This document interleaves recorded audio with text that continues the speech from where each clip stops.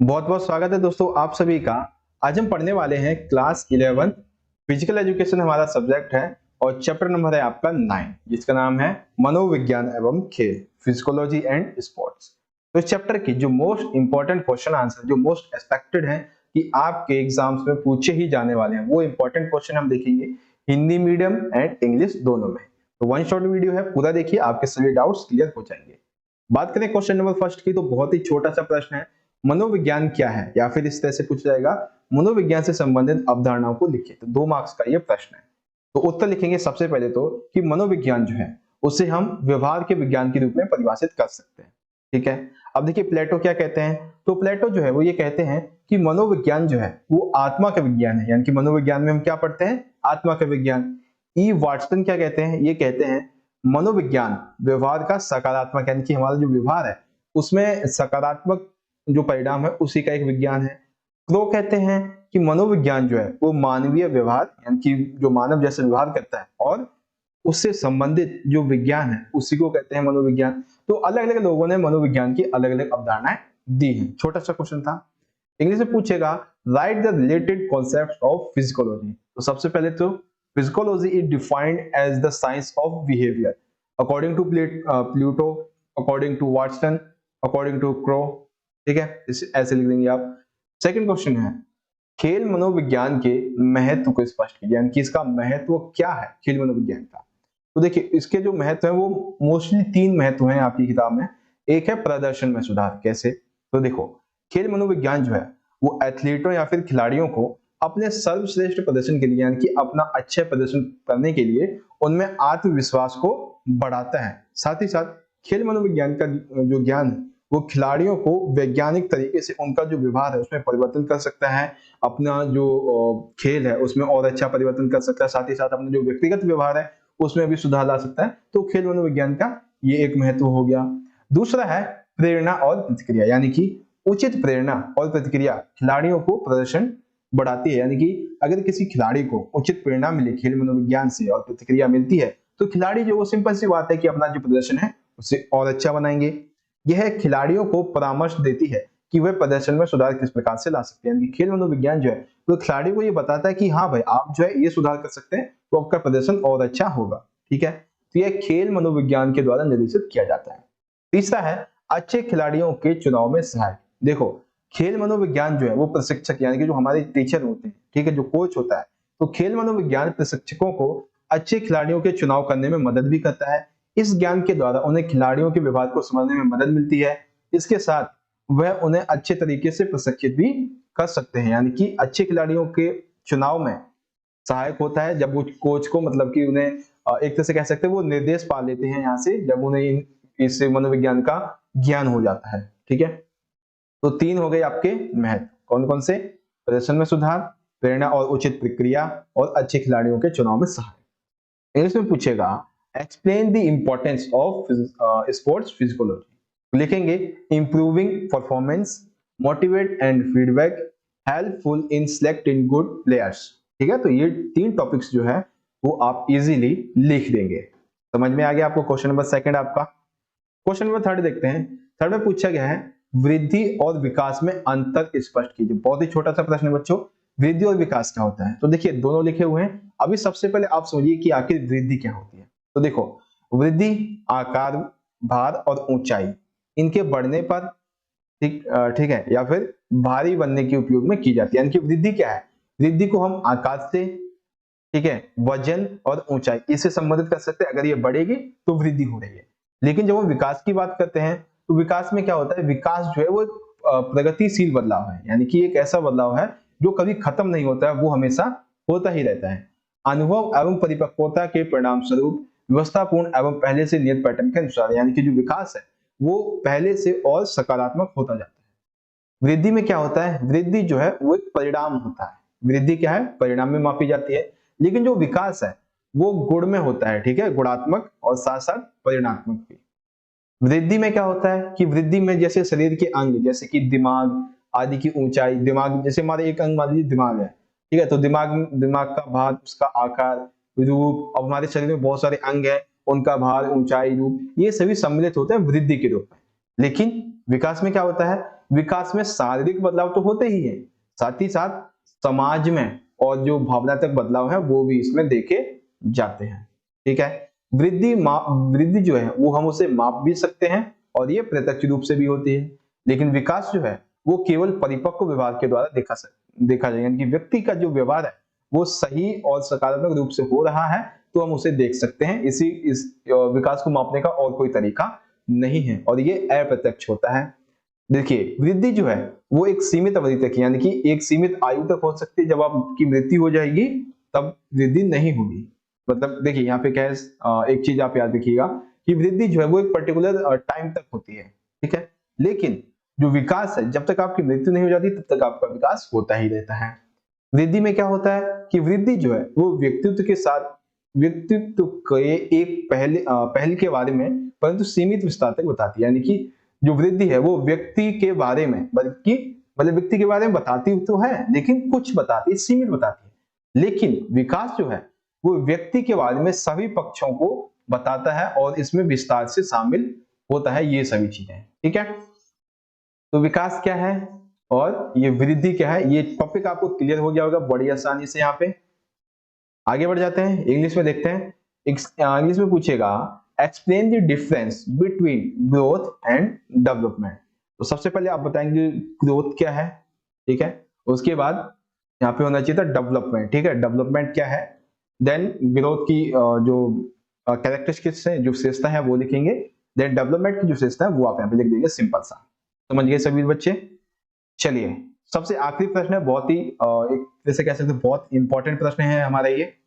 ठीक है, देखिए किशोर अवस्था की समस्याओं का वर्णन करते हुए उनके प्रबंधन के बारे में चर्चा कीजिए। गाइस ये आपका जहां तक मुझे याद है फिजिकल एजुकेशन में 5 या 6 मार्क्स के इंपॉर्टेंट क्वेश्चन आते हैं।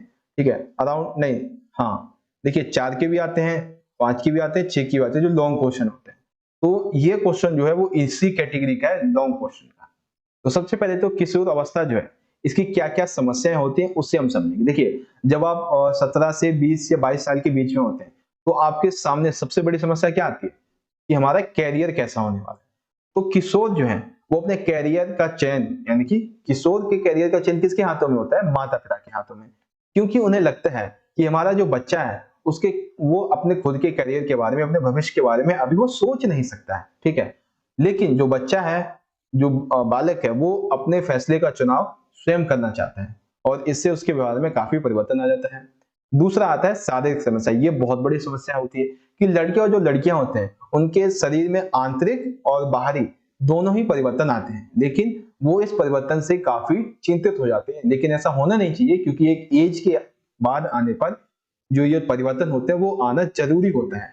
ठीक है, उसके बाद है आक्रामक व्यवहार की समस्या। इसका क्या अर्थ है, आक्रामक यानी कि बहुत जल्दी से क्या होता है कि इस अवस्था में जो किशोर है वो आक्रामक व्यवहार करना शुरू कर देते हैं, यानी कि बातों में उनके आक्रामक व्यवहार आ जाता है, वे जल्दी ही चिड़चिड़े हो जाते हैं, जल्दी ही गुस्सा हो जाते हैं। जब उन्हें कोई कार्य करने के लिए कहा जाता है तो वे उसे कार्य करने से इनकार कर देते हैं। इसके साथ ही साथ वो खुद को एक हीरो की तरह बनने को प्रोत्साहित करते रहते हैं। तो ये चीज है आक्रामक व्यवहार के अंतर्गत जो सामने आती है। उसके बाद देखिए यहाँ पे है सामंजस्य और स्थिरता में कमी। इसका क्या मतलब है, किशोरों की स्थिरता में कमी होती है, यानी कि वो जो है किसी भी चीज को लेकर स्थिर नहीं है, यानी किसी भी चीज को लेकर जल्दी से ही वो निर्णय लेना चाहते हैं। ठीक है, इसके परिणाम स्वरूप क्या होता है, उनमें सामंजस्य करने की शक्ति नहीं होती, यानी कि वो जो है वो तालमेल नहीं बैठा पाते हैं। ठीक है, उनका व्यवहार स्थिर नहीं होता है, वे जीवन में आगे आने वाली जो समस्या है उनसे समझौता नहीं करना चाहते हैं। कई बार तो ऐसी भी स्थिति आती है कि वे अपने परिवार में भी सामंजस्य नहीं स्थापित नहीं कर पाते हैं और वे घर में एक स्वतंत्र वातावरण में हो जाते हैं, अर्थात वे घर में किसी से भी नहीं डरते हैं और सिर्फ अपनी मनमर्जी की चलाते हैं, ऐसा हो जाता है। फिर आती है महत्व की अनुभूति। ये सबसे इंपॉर्टेंट है अभी के टाइम पे जो बच्चे हैं, कि किशोर जो है वो स्वयं को महत्वपूर्ण समझने लगते हैं। वो सोचता है कि उसे भी अब सम्मान मिलना चाहिए। ठीक है, अभी आप 17 से 25 की एज में, अभी आपको सम्मान की क्या जरूरत है, अभी आप पढ़िए, कुछ बन के दिखाइए, तब ना आपको सम्मान मिलेगा। लेकिन बच्चे पहले समझने लगते हैं, लेकिन उसके माता पिता जो है वो उससे गंभीरता से इस चीज को नहीं लेते हैं, वह किशोर की भावना को समझने में विफल होते हैं। यही कारण है कि वो खुद को महत्वहीन, यानी कि खुद की जो इंपॉर्टेंस है जब वो नहीं देखते हैं तो काफी चिड़चिड़े हो जाते हैं। तो किशोरों की समस्या में ये सारी समस्याएं आपको नजर आएंगे। सबसे पहले तो भविष्य को लेकर कुछ शारीरिक बदलाव आते हैं, जल्दी से चिड़चिड़े वगैरह हो जाते हैं, उसको लेकर है, ठीक है। वो सामंजस्य स्थापित नहीं करना पाते हैं, अपने आप को एक नायक की तरह देखना चाहते हैं, महत्व की अनुभूति करना चाहते हैं, वो नहीं होता है। तो ये समस्याएं हो गई। अब बात करते हैं इसके निदान की। तो निदान में देखिए सबसे पहला पॉइंट होगा सहानुभूति एवं स्वतंत्रतापूर्ण बदलाव। देखिए अभी हमने क्या देखा था, महत्व की अनुभूति, तो हमें क्या करना है, इनके साथ सहानुभूति बरतनी है।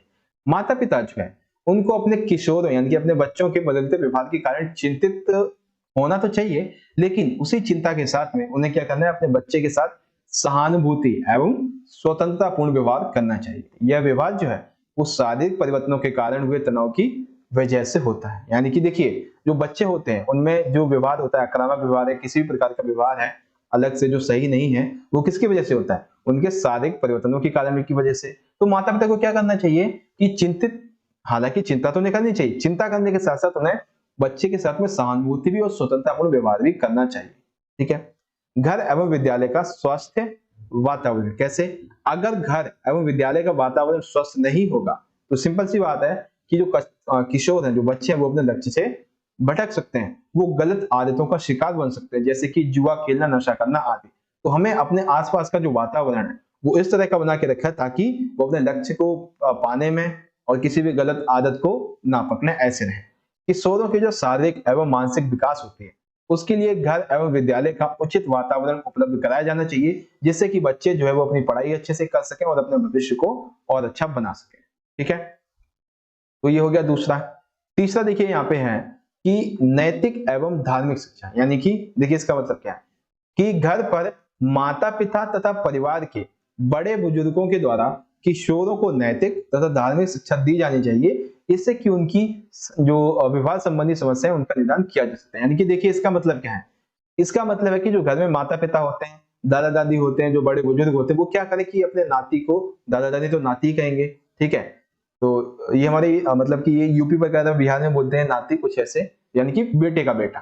तो क्या करें कि उनके पास बिठाएं अपने, और उन्हें कुछ नैतिक शिक्षा, यानी कि माता पिता का आदर करना चाहिए, उन्हें कभी किसी बड़ों से उल्टा नहीं बोलना चाहिए, ठीक है। और भी बहुत सारी चीजें उनको बताना चाहिए। धार्मिक शिक्षा दें कि हमारा मतलब जो धर्म है उसको पालन करोगे तो आप जो है मन की शांति पा सकते हैं। तो इससे क्या होगा, बच्चों के व्यवहार संबंधी समस्या का निदान होगा। फोर्थ है मित्रतापूर्ण व्यवहार। देखिए क्या होता है, जब बच्चा, जब किशोर जो है वो किशोर अवस्था में पहुंचता है तो माता पिता एवं शिक्षकों को इनके साथ एक मित्र जैसा व्यवहार रखना चाहिए, ताकि उनको जो है वो स्वतंत्रता संबंधित जो समस्याएं हैं वो बता सके, यानी कि अपनी जो समस्या है उनको बता सके और आप जो इसका सोल्यूशन भी निकाल सके। पर्याप्त स्वतंत्रता, किशोरों को अपनी भावनाएं, सुझाव व्यक्त करने के लिए, यानी कि जो माता पिता है उन्हें अपने बच्चों को ये छूट दे देनी चाहिए कि भाई आपको अगर कोई प्रॉब्लम है तो आप हमें बताओ, हम आपको आपकी इस प्रॉब्लम का निदान करेंगे। अपने मित्रों का चुनाव वो कैसे करें, ठीक है, उनके साथ घूमने की स्वतंत्रता मिलनी चाहिए।